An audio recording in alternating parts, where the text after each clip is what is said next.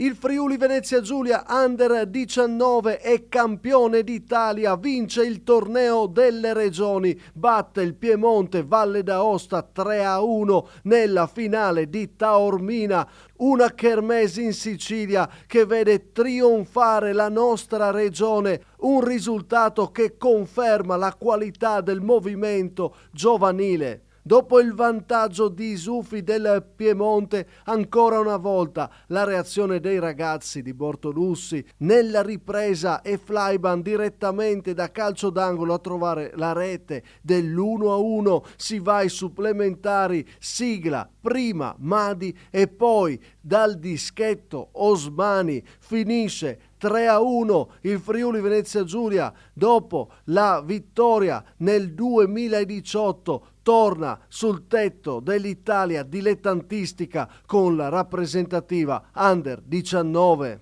I campioni dell'Italia!